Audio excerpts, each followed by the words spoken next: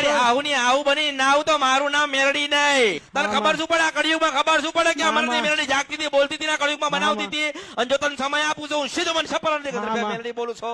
જો આમાં કેટલા વાગ્યા પટેલ? આમાં કેટલા વાગ્યા?